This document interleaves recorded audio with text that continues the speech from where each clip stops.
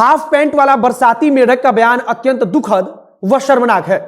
जहरीली शराब से हुई मौत की त्रासदी में चिलम बाबा का बचाव करते बरसाती मेढक का शराबबंदी के पक्ष में दलील देना शराब माफियाओं से संबंध होने के प्रमाण का सबूत है। यह बात रोहिणी आचार्य बोल रही हैं। चिलम बाबा वह किससे बोल रही हैं यह बताने की आवश्यकता नहीं है, क्योंकि पिछले कुछ वक्त के दौरान गांजे और चिलम के साथ मुख्यमंत्री नीतीश कुमार का नाम राष्ट्रीय जनता दल के नेता लगातार जोड़ रहे हैं। हाफ पैंट वाला बरसाती मेढक वह किसे करार दे रही हैं यह भी आपको पता होगा, लेकिन फिर भी हम बता देते हैं कि उनका निशाना सुशील कुमार मोदी पर है।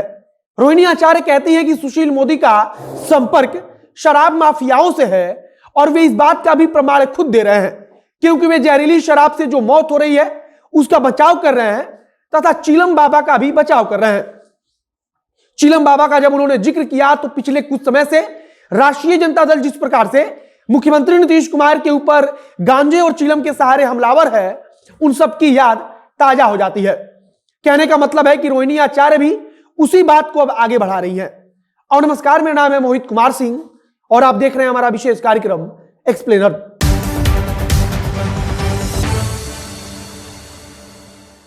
शराबबंदी का मुद्दा पूरे राज्य में एक बार फिर से गरमाया हुआ है और मुख्यमंत्री नीतीश कुमार पर विपक्ष लगातार हमला बोल रहा है और इसी कड़ी में अब रोहिणी आचार्य इस लड़ाई में कूद पड़ी है।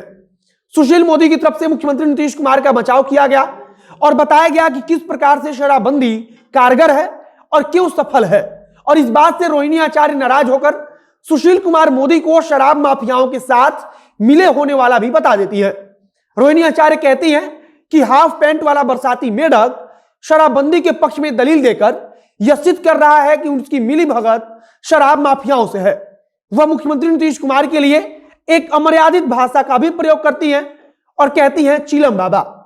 हालांकि मुख्यमंत्री नीतीश कुमार का नाम नहीं लेती, लेकिन राजद के कई नेता पूर्व में इस प्रकार का बयान दे चुके हैं और राष्ट्रीय जनता दल की तरफ से कई बार गांजा और चिलम को लेकर मुख्यमंत्री नीतीश कुमार का नाम जोड़ते हुए हमला बोला जा चुका है। रोहिणी आचार्य ने लिखा है कि जहरीली शराब से हुई मौत की त्रासदी में चिलम बाबा का बचाव करके बरसाती मेढक का शराबबंदी के पक्ष में दलील देना शराब माफियाओं से संबंध होने के प्रमाण का सबूत है।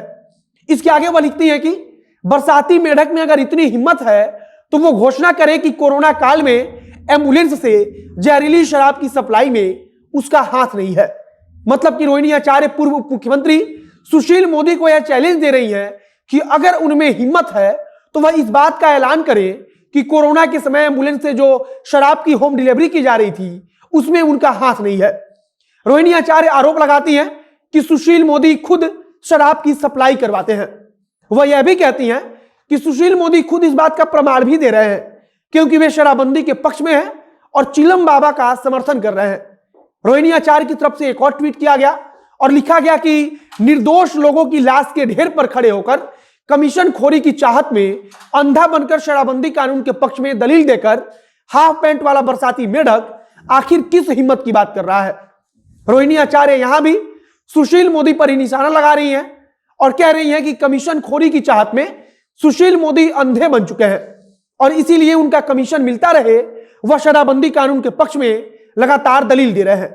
रोहिणी आचार्य तो सुशील मोदी पर शराब माफियाओं के साथ मिले होने का आरोप भी लगा रही हैं और यह भी आरोप लगा रही है कि उस समय एम्बुलेंस से जो शराब की डिलीवरी हो रही थी उसमें सुशील मोदी का हाथ था।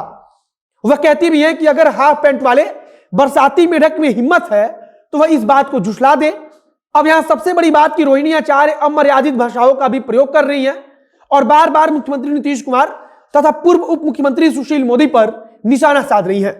सुशील मोदी ने शराबबंदी पर मुख्यमंत्री नीतीश कुमार का बचाव किया था और इसी बात से नाराज होकर रोहिणी आचार्य अब सुशील मोदी पर हमला बोल रही हैं। इधर राष्ट्रीय जनता दल के तमाम नेता भी लगातार मुख्यमंत्री नीतीश कुमार से सवाल पूछ रहे हैं और जदयू के लिए सबसे ज्यादा परेशानी यह है कि उसके अपने सत्ता पक्ष के नेता भी अब उससे सवाल पूछने लगे हैं। बाकी रोहिणी आचार्य पिछले कुछ वक्त से लगातार चर्चा में रही हैं और उसका कारण सिर्फ और सिर्फ उनके अमर्यादित ट्वीट्स रहे हैं।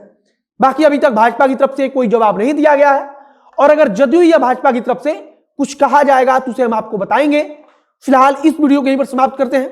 आगे जानकारी आएगी तो उसे हम आप तक पहुंचाएंगे। वीडियो को शेयर कीजिए। अगर फेसबुक पर देख रहे हैं तो पेज को लाइक कर लीजिए। तथा अगर यूट्यूब पर देख रहे हैं तो चैनल को सब्सक्राइब कर लीजिए। मिलते हैं फिर बहुत जल्द अगले वीडियो में। कैमरे के पीछे खड़े ओम प्रकाश और मैं मोहित कुमार सिंह। बहुत बहुत धन्यवाद।